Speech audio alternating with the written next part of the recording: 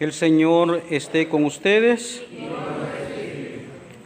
Lectura del Santo Evangelio según San Lucas.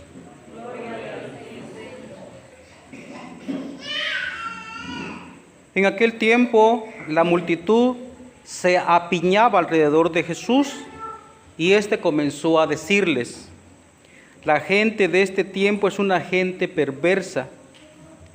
Pide una señal, pero no se le dará más señal que la de Jonás.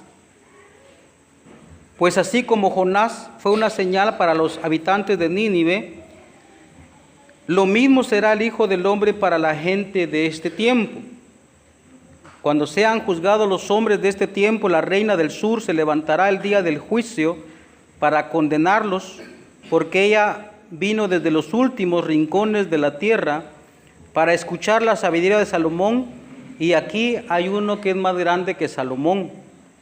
Cuando sea juzgada la gente de este tiempo, los hombres de Nínive se levantarán el día del juicio para condenarla, porque ellos se convirtieron con la predicación de Jonás, y aquí hay uno que es más que Jonás.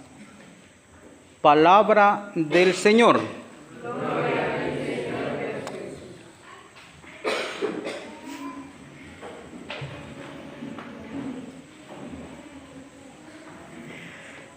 Hermanos, la Santa Iglesia en estos días nos conmina, nos exhorta, nos empuja a una conversión.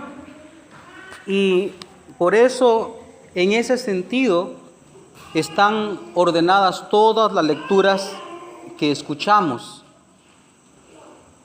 Voy a sacar nada más dos cosas de la lectura que escuchamos el día de hoy en el Evangelio. Primero, fíjese que al Señor le duele mucho, le duele mucho que la gente no lo reconozca. Oigamos eso. Le duele mucho al Señor que la gente no lo reconoce. Y eso no solo pasó en el tiempo de Cristo, sino que ahorita ya estamos en el siglo XXI, es decir, ya llevamos más de 2000 años de fe cristiana, y sin embargo la gente todavía le cuesta reconocer al Hijo de Dios. Por eso es que hay que preguntarnos nosotros, estamos aquí en la iglesia, bendito Dios, de alguna manera estamos profesando la fe con el acto de estar, pero ¿realmente creemos?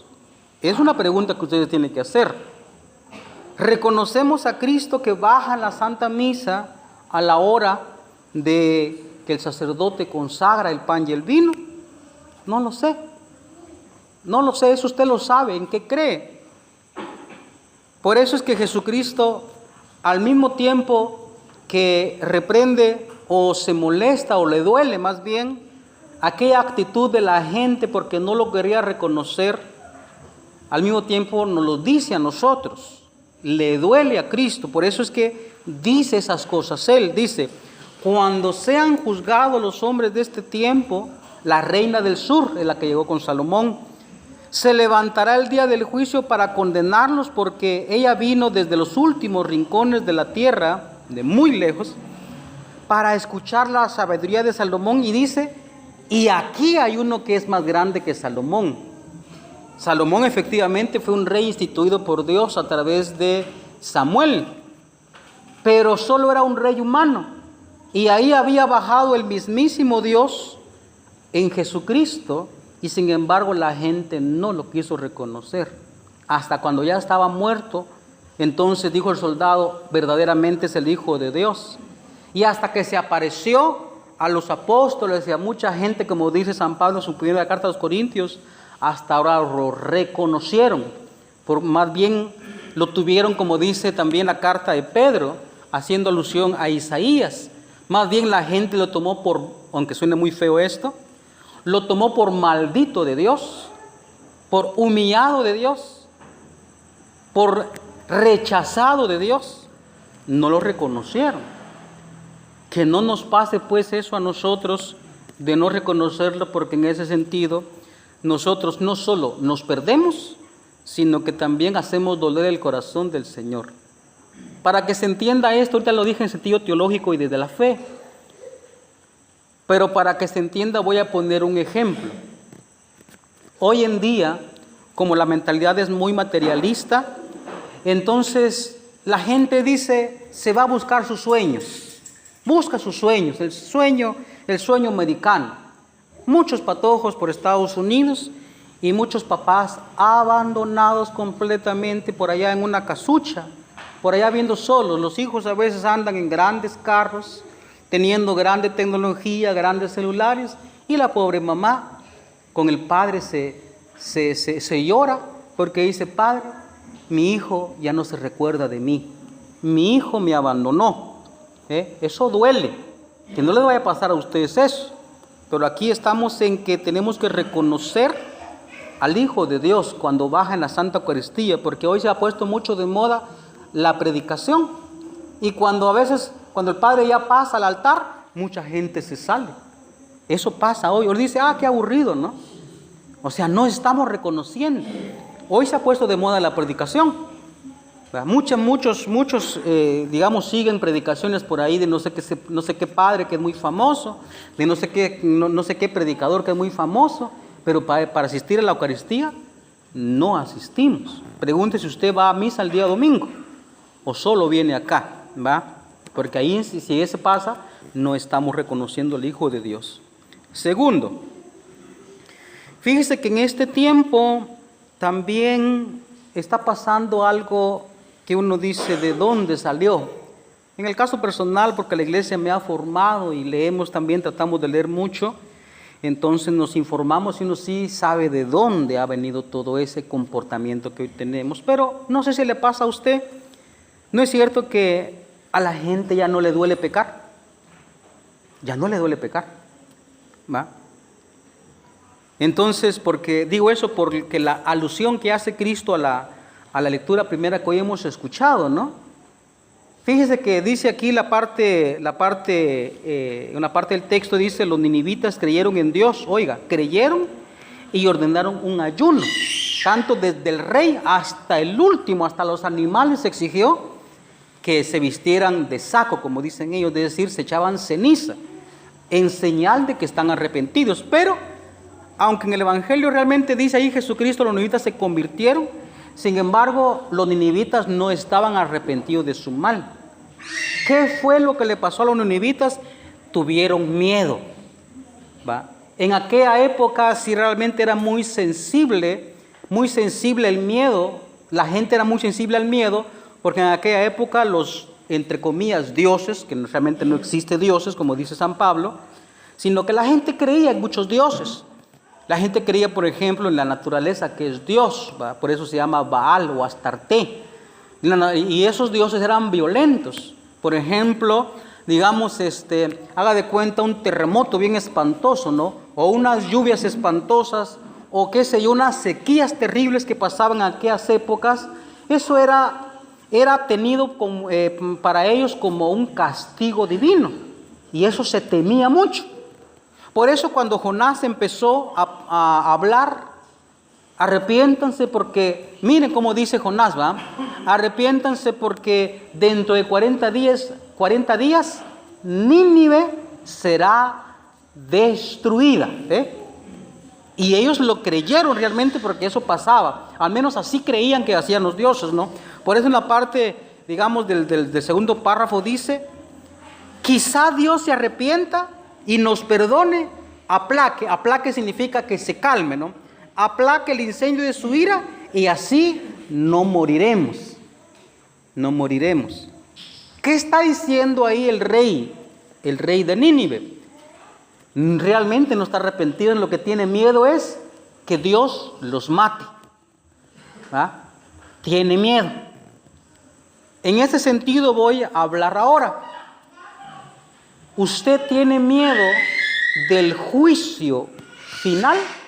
O por lo menos del juicio particular, ¿usted tiene miedo? Porque le voy a decir una cosa.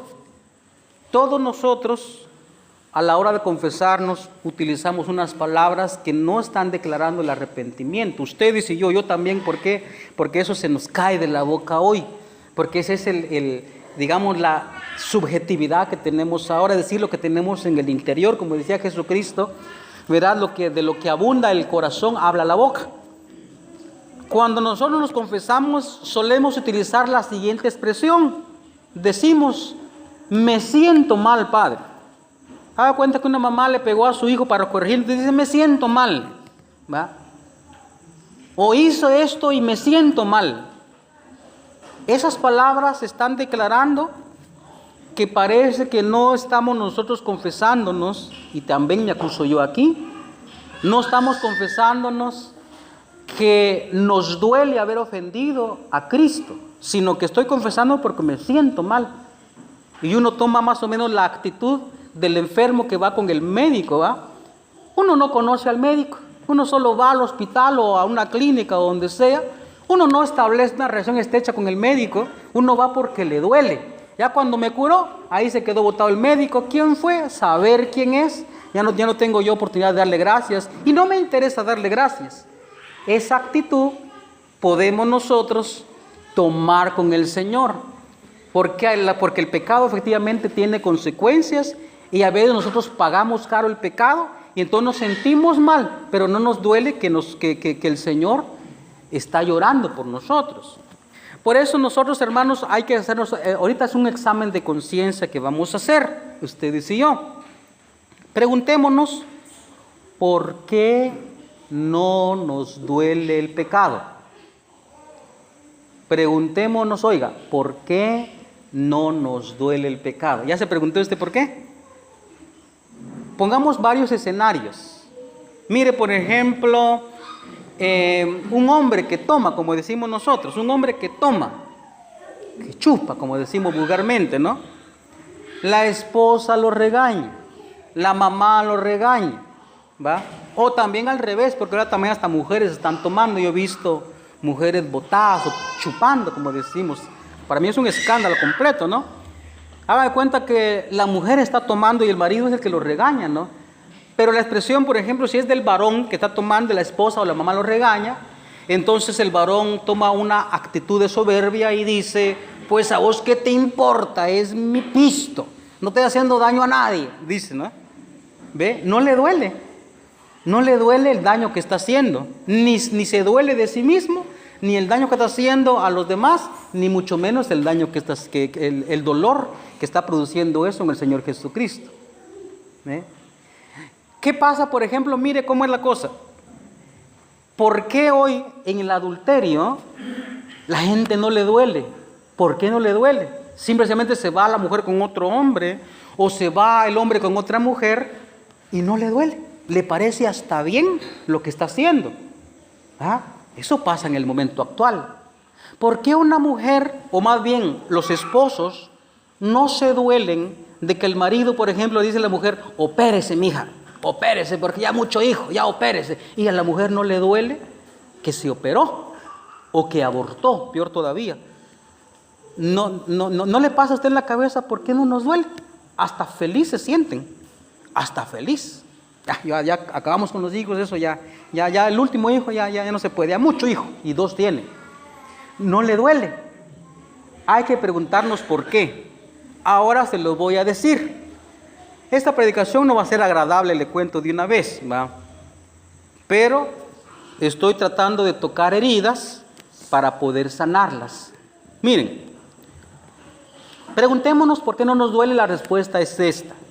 Porque la sociedad actual ha puesto analgésicos psicológicos para nosotros. ¿Sabe usted qué es un analgésico? Un analgésico es una pastilla, una inyección o lo que sea. Se lo pone, se lo toma o se lo inyectan o lo que sea y se le quita el dolor. Por ejemplo, los que ya pasan de 40 años, entonces se tocan la espalda, dice, ¡ay, mi espalda!, ¿no? Duele la espalda, duele mucho, ¿va? Entonces un analgésico lo que hace es aliviar el dolor, pero no está atacando el problema que tiene en la espalda el hombre o la mujer, ¿va? No lo está atacando. O por ejemplo, cuando uno va con el dentista, ¿no? Y una muela que se está cayendo, duele, entonces viene pues el dentista le pone una inyección. ¿Cómo se llama esa inyección? Anestesia. ¿Cómo se llama? Anestesia. Entonces duele un poquito a la hora de pinchar, pero al rato que le están sacando el diente, ¿verdad? Con una tenaza o lo que sea, ya no le duele. Usted siente la bocota así, no siente el dolor. Cuando un accidente, un muchacho se resbaló con la moto y se partió el pie, le sale la punta del hueso, pues aquí en el fémur, ¿no? Le sale, ¿no? Entonces viene el médico para poder arreglar, o quien sea, para poder arreglar eso, porque eso tocar duele, le pone ahí en anestesia. Entonces, aunque traquee el hueso, allá no se siente nada, solo se siente el gran piezón así, y uno ya no siente nada el dolor que está pasando ahí, ¿va? Eso es lo que hace la sociedad para que no le duela a usted el pecado, a ustedes y a mí. Mire, se lo voy a aclarar. No voy a tocar muchos puntos porque esto es muy largo. Vea, por ejemplo, en el caso del adulterio, ¿por qué no le duele? La sociedad está utilizando las palabras como anestesia de las personas para que no le duela. Por ejemplo, si nosotros hablamos crudamente, ¿va? Un adulterio significa, pues el hombre dejó a su mujer. Eso significa que hay un daño ahí, ¿va? Hay un daño ahí. O la mujer dejó a su marido y hay veces hasta los hijos se quedan abandonados. Ahí hay un daño. Ya no se menciona la palabra adulterio, sino que le dicen, por ejemplo, en la novela o en la canción, mira, tú tienes derecho a ser feliz. ¿Por qué estás con ese hombre que ya no te gusta? Ese hombre ya no te quiere, es más, te maltrata. Entonces mejor ve, tú tienes derecho a ser feliz. Está arruinando vidas. Ese es un analgésico psicológico. Tiene derecho a ser feliz. Está haciendo énfasis en mi subjetividad, en mi voluntad de yo querer ser feliz. Por eso la gente ya no le duele. Si hablamos, por ejemplo, del aborto, usted va a una clínica abortuaria para sacarse el hijo, entonces, ¿cuál es el vocabulario que utilizan ahí? No están diciendo, mire, señora, vamos a abortar. No. Le dice lo siguiente, mire, interrumpamos ese embarazo si usted quiere. Se le llama interrupción voluntaria del embarazo. O sea, voluntario, es mi voluntad, yo soy dueño de mi cuerpo, yo puedo hacer lo que yo quiero. Y eso es un analgésico, ¿va? No le dicen a usted todo lo que vemos que queda allí en un bote, los pedazos del niño. No se lo dicen, le dicen interrupción voluntaria del embarazo. Eso es un analgésico que tiene un efecto aquí y aquí, ya no duele. Entonces la gente aborta, la gente se opera, ya no duele aquí. Ya hice bien, es mi voluntad, dice la gente, ¿no? O otro ejemplo, el ejemplo de, vamos a hablarlo crudamente, matar a los viejitos. Eso todavía no está pasando aquí, aunque ya se está dando. Pasa en Estados Unidos, pasa en Europa, mucho pasa allá. La palabra correcta es eugenesia. Esa es la palabra, eugenesia. Entonces viene por allá pues unos señores que ya son adultos y están trabajando, y entonces el papá de ellos ya está viejito.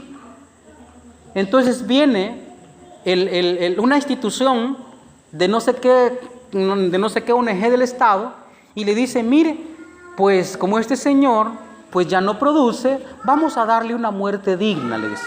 Una muerte digna. ¿Cuál muerte digna? Lo van a matar. Le ponen la inyección y lo matan. Pero dice, muerte digna. Mi dignidad queda a salvo, dice el pobre viejito. No dan cuenta, lo están matando. Lo están matando. Eso se llama analgésico. Y la gente ya no tiene escrúpulo precisamente por eso no duele. Pero le tengo le tengo aquí un problema muy gordo. ¿Cuál es el problema gordo? Que así como la anestesia, cuando uno está herido, pasa, por ejemplo, lo experimentan mucho los que se quitan una muela, ¿no? Se quitan una muela y está hinchada la boca, ya se pasó el efecto de la anestesia y entonces está tomando unas pastillas. Es otra anestesia para que soporte hasta que se cure. Le tengo una noticia. Ese analgésico o esa anestesia psicológica que está haciendo el mundo ahora se termina. ¿Cuándo aparece? Cuando uno ya tiene cierta edad. Usted no sabe cuánto he escuchado yo como sacerdote en la Santa Confesión que hay mujeres que se les desgarra el alma porque en la época de su juventud abortaron un hijo o se operaron. Hasta después de mucho tiempo apareció. Incluso a veces todavía tiene anestesia. Hay gente que no se arrepiente porque se le puso duro el corazón. Así como por ejemplo cuando uno de albañil, ¿se recuerda uno de albañil? El que es albañil, entonces agarra su macho, el martillo ese gordo, ¿no? Y empieza a picar, ¿no? De tanto usar eso, de tanto usar macho, martillo, de tanto usar herramientas, sale callo, ¿no? Entonces ensarta ahí una estía, ya no se siente porque ya tiene callo. Mucha gente tiene callo en el corazón y ya no siente aquel. Por eso hay gente que no se arrepiente, ¿va? Pero fíjese que una grande parte de la gente sí se arrepiente porque después de tanto empieza a aparecer el dolor. Yo aborté a mi hijo, yo maté a mi papá, lo dejé abandonado, ¿va? O dejé un hijo por allá no sé dónde, ¿verdad? Hay hombres y mujeres que abandonan a los hijos porque hasta mujeres están abandonando hijos. Hasta después de mucho tiempo empieza a aparecer la nostalgia del hijo que dejaron abandonado, después de mucho tiempo. Pero en un principio uno no se lo creyó, uno dice, estoy libre, soy libre, puedo gozar, puedo ir donde yo quiera. ¿Verdad que sí? Es lo que uno hace, ¿va? Por eso, hermanos, nosotros no nos dejemos engañar con palabras. Son palabras engañosas.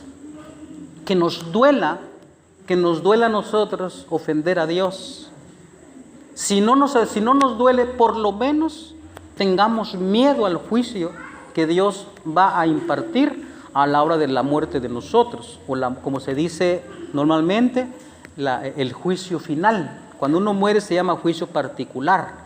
Cuando va a llegar el fin del mundo, como dice San Pablo, al fin de los tiempos va a aparecer el juicio final. Por lo menos tengamos miedo de lo que puede pasar con nosotros en el futuro.